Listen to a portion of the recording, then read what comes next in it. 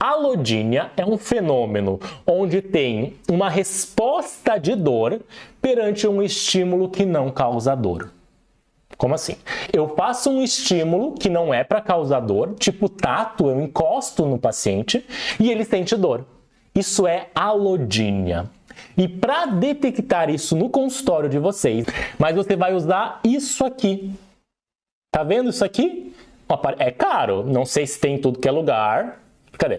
Isso aqui é um cotonete, sabe? De orelha.